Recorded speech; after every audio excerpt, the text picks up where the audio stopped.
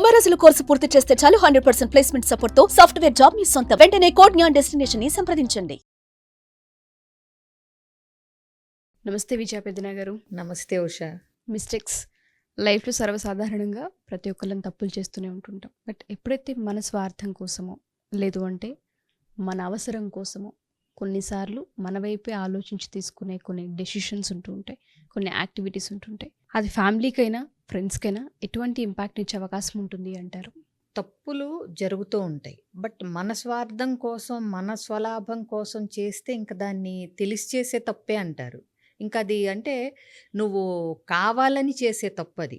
అందులోనే నువ్వు దానికి పేరు చెప్పేసావు స్వార్థం అని చెప్పి. అంటే నీ లాభం ఇతరులకు నష్టం లేకుండా నువ్వు చూసుకుంటంలో తప్పు లేదు. అంటే నీ మేలు కోసం, నీ లాభం కోసం, నీకు ఉపయోగపడే విధంగా నువ్వు చూసుకోవటంలో తప్పు లేదు. అది ఇతరులకు నష్టం కలిగించినంత వరకు. బట్ నీకు తెలిసి డెలిబరేట్గా నువ్వు అవతలాళ్ళు ఏమైపోయినా పర్లేదు, నాకు లాభం చేకూరాలి, నా పని జరగాలి, నేను బాగుండాలి, నాకు మంచి జరగాలి అనేది నువ్వు ఆలోచిస్తే మాత్రం అది నీకు అంటే ఇట్స్ యువర్ క్యారెక్టర్ ఫ్లా కింద వస్తుంది. అంతే, నువ్వు తెలిసి తప్పు చేస్తున్నావు. అంటే అవతలాడు మునిగిపోయినా పర్లేదు, నేను బాగుంటే చాలు, అవతలాడు ఏమైనా పర్లేదు, నాకు మంచి జరిగితే చాలు అని ఆలోచించటం ఒక రకంగా ఎంత అంటే తప్పది. ఇంకొకటి, ఇలాంటి విషయాల వల్ల నీ స్వప్రయోజనం కోసం నువ్వు తీసుకునే డెసిషన్స్ వల్ల అవతల వ్యక్తులు ఎంత నష్టపోతున్నారు, దాన్ని బట్టి కూడా నువ్వు చేసే తప్పుకి అంటే మూల్యం అవతల వాళ్ళు చెల్లిస్తున్నారు అనే దాన్ని బట్టి కూడా నువ్వు చేసేది అంటే చిన్న తప్ప పెద్ద తప్ప చూసి చూడనట్టు వెళ్ళగలిగిందా, లేకపోతే సీరియస్ కాన్సిక్వెన్సెస్ ఉంటాయా అనేది చూసుకోవాలి. సో ఇది పక్కా స్వార్థం కింద వస్తుంది ఇది. ఓకే, ఇప్పుడు అలా కాకుండా మనకు తెలియకుండా మనకు మంచి జరుగుతుందని మనం అనుకుని చేస్తాము, మనకు తెలియదు అవతలాళ్ళకి నష్టం జరుగుతుంది దానివల్ల అని. అది కొంతవరకు ఎక్స్క్యూజబుల్. బట్ అసలు జనరల్గా మనం ఏమంటాము, నువ్వు చేసేటప్పుడు దాని రిజల్ట్ ఇంపాక్ట్ ఎలా పడుతుంది, ఎవరి మీద పడుతుంది అనేది ఒక నిర్ణయాన్ని నువ్వు అన్ని వైపుల నుంచి తరచి చూసుకుని తీసుకోవాలి. ఫర్ ఎగ్జాంపుల్, ఇప్పుడు ఒక ఆర్గనైజేషన్లో ఎంప్లాయీ ఉన్నాడు. ఈ ఉద్యోగం మానేసి వేరే ఉద్యోగం వెతుక్కుంటే నాకు జీతం చాలా బాగుంటుంది, నేను కెరీర్లో పైకి వెళ్తాను, ఫైనాన్షియల్గా నాకు యూస్ఫుల్ అనుకుంటాడు. అనుకున్నప్పుడు నువ్వు అది చెయ్యొచ్చు. ఎప్పుడు నువ్వు ముందే కంపెనీకి ఇన్ఫార్మ్ చేసి నువ్వు ఇక్కడ చేయాల్సినవన్నీ ఇచ్చేసి 1 month 2 months రిలీవింగ్ పీరియడ్ ఏదో ఉంటుంది అది. అంతేగాని నువ్వు అవుట్ ఆఫ్ ద బ్లూ మాయమైపోయి అలాంటి రూల్స్ లేవనుకోండి కంపెనీకి, నీ మీద పెట్టిన డెడ్ లైన్స్ ఉండగా నువ్వు చేయాల్సిన పని కంప్లీట్ చేస్తే కంపెనీకి మంచి జరుగుతుంది, ప్రాఫిట్స్ వస్తాయి అనే టార్గెట్ నీ మీద ఉండగా నువ్వు హఠాత్తుగా నాకు ఒక మంచి ఆపర్చునిటీ వచ్చిందని తెల్లారి నుంచే మానేసావు అనుకో, అది నీది మాత్రమే చూసుకుని కంపెనీని అంటే పట్టించుకోపోవటం, ఇలాంటివి కొన్ని అవుతాయి. ఇంకొకటి, కొన్ని ఎర్రర్స్ అసలు అవి ఏంటంటే అవి ప్రాణాంతకాలు కూడా అవుతాయి. అంటే నువ్వు తెలిసి చేసినా తెలియక చేసినా కొన్నిసార్లు ప్రాణాలు పోయే సందర్భాలు కూడా వస్తాయి. ఇప్పుడు చూడు, మనకి హైవే మీద వెళ్తూ ఉంటాం, సీట్ బెల్ట్ పెట్టుకోని వాళ్ళందరూ యాక్సిడెంట్ జరుగుతుందా, మనం పోతామా ఇలా ఆలోచిస్తా ఎవరు బయలుదేరరు ఎక్కడికిను. టచ్ వుడ్, అంతే కదా, మనం సేఫ్గా మన గమ్యం చేరతాం అనుకునే బయలుదేరతాం.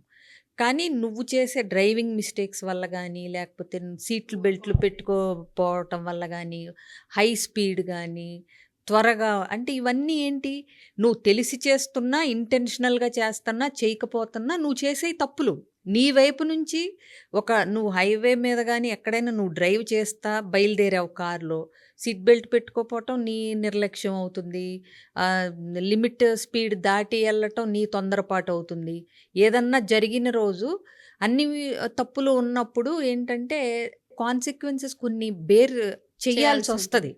ఇంకొకటి, అసలు కొన్నిసార్లు మనమన్నీ పర్ఫెక్ట్గా ఉంటేనే అవతలవాడు చేసే మిస్టేక్స్ కూడా మన లైఫ్ రిస్క్లో పడిపోతుంది, అవునా? అలాంటిది అసలు ప్రాపర్గా మనమే నిర్లక్ష్యంగా ఉంటూ ఇలాంటివన్నీ అంటే ఇవన్నీ మైండ్ఫుల్గా లేకపోవటం వల్ల, గుడ్డిగా పనులు చేసుకుంటూ వెళ్ళిపోవటం వల్ల, అసలు సీట్ బెల్ట్ పెట్టుకోవాలి అనేది ఒక రూల్ ఉన్నప్పుడు పెట్టుకోపోతే ఏమవుతుంది? ఇలాంటివన్నీ ఏంటంటే ఒక నిర్లక్ష్యపూరిత ధోరణి కింద వస్తాయి. ఇది వీటి కింద. అలాగే స్టూడెంట్స్ అయితే చదువుకునేటప్పుడు మన బాధ్యత ఏంటి? మనం ఎందుకు కాలేజీలో జాయిన్ అయ్యాం? సో, నేనేమంటానంటే ఉషా, లైఫ్‌ని అందరూ ఎంజాయ్ జేయాలి. ఉన్నదొక్క జీవితం, చాలా చిన్న జీవితం. మనం సంతోషంగా ఉండాలి, జీవితాన్ని ఆస్వాదించాలి, ఎంజాయ్ చేయాలి. ఒక్కొక్క ఫేజ్‌లో ఆ ఎంజాయ్ చేయటానికి మీనింగ్స్ మారిపోతా ఉంటాయి. ఇప్పుడు ఒక స్టూడెంట్ అంటే క్లాస్ బంక్ కొట్టైనా సినిమాకెళ్తే దాన్ని ఎంజాయ్‌మెంట్ ఎంజాయ్మెంట్ అనుకుంటాడు. అనుకుంటాడు. అలా జీవితంలో ఎదుగుతున్న కొద్దీ, అలాగే వయసు పెరుగుతున్న కొద్దీ ఎంజాయ్‌మెంట్‌లకి డెఫినిషన్ మారిపోతా ఉంటది. కాకపోతే ఎవరికి వాళ్ళు, ఒక స్టూడెంట్ అయినా, ఒక యూత్ అయినా, రిలేషన్‌షిప్‌లో ఉన్నాళ్ళైనా, లేకపోతే ఆర్గనైజేషన్‌లో ఉన్నా, ఏ వయసులో ఉన్నా, ఏ జాబ్ చేస్తున్నా, ఎక్కడున్నా మనం చేయాల్సిన ప్రయారిటీ టాస్క్ ఏంటి అనేది గనక అది చేస్తూ నీ నీ అన్నీ నీకు కావాల్సిన ఎంజాయ్మెంట్స్ కానీ, అన్ని రకాలుగా ఆస్వాదించటం కానీ, అవన్నీ వెనక్కి అంటే సెకండరీగా పెట్టుకుంటూ వెళితే, సో, మెయిన్ టాస్కు అవుతుంది. వెనకలయి కూడా బాగా జరుగుతా ఉంటాయి. వెనకాల తర్వాతవి కూడా. అంటే ఇప్పుడు ఒక స్టూడెంట్ ఉన్నాడు. ముందు టాస్క్ ఏంటి? గోల్డ్ మెడల్ అక్కర్లా. నువ్వు ఎరియర్స్ లేకుండా, బ్యాక్‌లాగ్స్ లేకుండా నువ్వు పాస్ అవుతే, చదువుకుని ఎగ్జామ్స్ అన్నీ రాసి పాస్ అవుతే, నువ్వు స్టూడెంట్ డ్యూటీని ఫస్ట్ ప్రిఫరెన్స్ ఇచ్చినట్టు. తర్వాత నువ్వు సినిమాలకే ఎళ్తావో, షికార్లకే ఎళ్తావో, ఫ్రెండ్స్‌తో టూర్‌లకే ఎళ్తావో, ఏం చేస్తావో ఇవన్నీ మానాల్సిన పని లేదు. ఇది స్టూడెంట్ యొక్క టాస్క్. అలాగే ఒక వైఫ్ అండ్ హస్బెండ్ రిలేషన్‌షిప్ దాని గురించి మాట్లాడుతున్నాం అనుకో. నువ్వు ఫస్ట్ ప్రిఫరెన్స్ ఒకళ్ళకొకళ్ళు అంటే భార్య భర్తకి, భర్త భార్యకి ఇచ్చుకుంటూ, చెప్పేది జాగ్రత్తగా వింటూ, ఇద్దరూ ఒక టీమ్ అన్నట్టు ఉంటూ, నువ్వు వేరే ఫ్రెండ్‌షిప్స్ అన్నీ కంటిన్యూ చేయొచ్చు. బట్ నీ ఫస్ట్ ప్రయారిటీ ఎవరికుండాలి? నీ పార్ట్నర్‌కుండాలి. అవును. సో, భార్య, భర్తలు అన్నాక వాళ్ళిద్దరూ. అది రిలేషన్‌షిప్‌లో. ఇలా ప్రతి దానిలో ప్రయారిటీ టాస్క్ ఏంటి? నువ్వు ఏ జాబ్‌లో ఉన్నావు? అంటే నువ్వు ఏ పని మీద ఉన్నావో దాని మీద దృష్టి ఉండాలి. నువ్వు ఒక ఆర్గనైజేషన్‌లో ఒక మేనేజర్ లెవెల్‌లో ఉన్నావు. నీ టాస్క్‌లేంటి అనే దృష్టి పెట్టిన తర్వాత నీ ఫ్రీ టైము అంటే ఆర్గనైజేషన్ నీకిచ్చిన టార్గెట్ టాస్క్ కానీ ఏదన్నా ఈ డెడ్‌లైన్ లోపల నువ్వు చెయ్యాలి అనేది ఉంటే, దానికి ప్రయారిటీ ఇస్తూ దాని గురించి ఆ విషయం సెట్ చేసుకున్నాక నువ్వు లీవ్ పెట్టుకుంటావో, ఇంట్లో కాలక్షేపం చేస్తావో, లేకపోతే ఏదన్నా చేసుకో. అంటే మిగతా లైఫ్ కూడా ఉంటుంది గదా అందరికీ. స్టూడెంట్‌కి పర్సనల్ లైఫ్ ఉంటుంది. వైఫ్ అండ్ హస్బెండ్‌కి పర్సనల్ స్పేస్ కావాలి. కెరీర్ ఉన్నాళ్ళకి ఫ్యామిలీ లైఫ్ ఉంటుంది. వర్క్ లైఫ్ బ్యాలెన్స్ ఉంటుంది. ఇట్లాంటివి మైండ్‌ఫుల్‌గా అంటే బీయింగ్ ఇన్ ద ప్రెజెంట్. అంటే నువ్వు ఏ పని చేస్తున్నావో దాని మీద దృష్టి ఉండాలి. ఉంచి ఆ పని చేస్తూ ఫస్ట్ ప్రయారిటీ దానికిస్తూ మిగిలినవి వెనక్కి పెడుతున్నప్పుడు ఎర్రర్స్ అనేవి తక్కువవుతాయి. ఈ ఎర్రర్స్ వల్ల, ఈ తప్పిదాల వల్ల ఒక్కొక్కసారి చాలా తీవ్రమైన నష్టాలు ఇప్పుడు డ్రైవ్ చేస్తూ ఒక్క క్షణం కన్ను బ్లింక్ చేస్తే చాలు గదా! సో, ఇలాంటివన్నీ జరగకుండా ఉండాలంటే నువ్వు పర్పస్‌ఫుల్‌గా నువ్వు కాన్సిక్వెన్సెస్‌ని ఆలోచించి వాటిల్ని అవాయిడ్ చేయగలగాలి. సో, ఇది ఇప్పుడు ఇంటెన్షనల్‌గా చేసినా, అన్‌ఇంటెన్షనల్‌గా చేసినా కూడా తప్పులకి కొన్ని కాన్సిక్వెన్సెస్ ఉంటాయి. నువ్వు అన్ని సార్లు అన్నీ ఉండవు. ఇప్పుడు గ్యాస్ స్టవ్ ఆన్ చేసి మర్చిపోతాము. గ్యాస్ లీక్ అవుతుంది.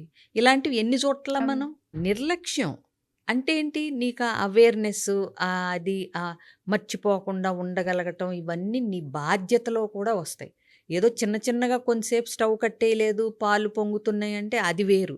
బట్ గ్యాస్ లీక్ అయిపోయేలాగా అవుతుంది అంటే అవి మనం అంటే కొన్ని ఇంకా మనం రెస్పాన్సిబుల్‌గా బాధ్యతగా ఉండి తీసుకోవాలి. తీసుకోవాలి. సో, కాబట్టి స్వార్థంగా ఆలోచించటం, నా వైపే అంటే నాకే మొత్తం మంచి జరగాలి అనుకోవటం అది సెల్ఫిష్‌నెస్. నువ్వు క్వెషన్‌లోనే చెప్పేసావు. అది పక్కా స్వార్థం. అట్లా కాకుండా ఎదుటి వ్యక్తికి నష్టం జరగకుండా మనం బాగుపడాలనుకోవటం అది తప్పు కాదు. కాబట్టి చూసుకుని ఆ తప్పులు జరగకుండా నీ వైపు నువ్వు స్వార్థపరుడుగా మిగిలిపోకుండా మనం చేసే పని మనతో పాటు ఇంకో 10 మందికి ఉపయోగపడితే అది ఇంకా మహోన్నతం గదా! హయ్యర్ లెవెల్ ఆఫ్ ఇది మనం చేసే ఒక మెచ్యూరిటీ గానీ, ఆలోచన విధానం గానీ, ఒక పరిపక్వత, ఒక సెల్ఫ్ యాక్చువలైజేషన్‌కి వస్తున్నట్టు. ఇవన్నీ ఎప్పుడొస్తాయంటే కొంచెం నిదానం. ఒక నిమిషం ఆగగలిగినప్పుడు. ఆ! సో, అదరా బదరా పరుగులు, ఉరుకులు అవసరంలా. నిదానంగా ఉండండి. చేసే ఒక్క పని మీదే దృష్టి పెట్టండి. చక్కగా మీతో పాటు నలుగురికి మంచి జరగాలని కోరుకోండి. ఎవరైతే మా ఈ వీడియో చూస్తూ ఉంటుంటారో మైండ్‌ఫుల్‌నెస్ చాలా చాలా అవసరం. కొన్నిసార్లు మనకే ఎఫెక్ట్ జరగకపోయినా మన చుట్టూ ఉన్న వాళ్ళకి మన నెగ్లిజెన్సీ, మన గ్రాంటెడ్‌గా తీసుకోవడం, మన స్వార్థపూరిత ఆలోచనలు కొన్ని ఫ్యామిలీస్‌ని, కొంతమంది మనుషుల్ని, కొంతమంది ఉద్యోగాలని, కొంతమంది కెరియర్‌ని స్పాయిల్ చేస్తూ ఉంటుంటాయి. ఒక పని మీద ఎంత మైండ్‌ఫుల్‌గా ఉండాలి అన్నదే మా ఈ ఎపిసోడ్. డెఫినెట్‌గా ప్రతి ఒక్కరికి ఎపిసోడ్ హెల్ప్ అవుతుందని, చేసే ప్రతి పనిలోనూ మైండ్‌ఫుల్‌నెస్‌గా ఉంటారని కోరుకుంటున్నాం. ఎవరైనా సరే ఫర్దర్‌గా వీటికి సంబంధించిన క్లాసెస్ కనుక కావాలి అనుకున్నా, అంటే మాకు కొంచెం ఆలోచన విధానంలో దారి తప్పుతూ ఉంటుంటాం అప్పుడప్పుడు. జెలస్ ఫ్యాక్టర్స్ ఉంటుంటాయి. కొన్నిటిని మేము తెలుసుకోలేకపోతున్నాం. కెరియర్ గురించి ఏం అర్థం కావట్లేదు. లేదు అంటే కొన్ని హ్యాబిట్స్ మార్చుకోలేకపోతున్నాము అనేవేవో కొన్ని ఉంటూ ఉంటాయి. అటువంటి వాటిని గనక మీరు ఫేస్ చేస్తూ డిప్రెషన్‌లో ఉన్నా, యాంగ్జైటీలో ఉన్నా, లేదా రిలేషన్‌షిప్‌కి సంబంధించి ఇబ్బందులు ఉన్నా విజయ పెద్దన్న గారు డెఫినెట్‌గా కౌన్సిలింగ్ తీసుకుంటూ ఉంటారు.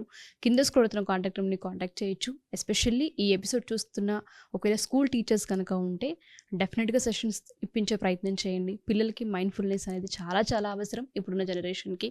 సో, ప్రతి ఒక్కరికి కూడా హైజీన్ గురించి చెప్పడం జరుగుతూ ఉంటుంది. మైండ్‌ఫుల్‌నెస్ గురించి చెప్పడం జరుగుతూ ఉంటుంది. కెరియర్ గైడెన్స్ కూడా ఉంటూ ఉంటుంది. మీరు కనుక మీ స్కూల్‌లో పిల్లలకి సెషన్స్ ఇప్పించాలి అనుకున్నా మమ్మల్ని అప్రోచ్ అవ్వచ్చు. థ్యాంక్ యూ విజయ పెద్దన్న గారు. Thank you so much.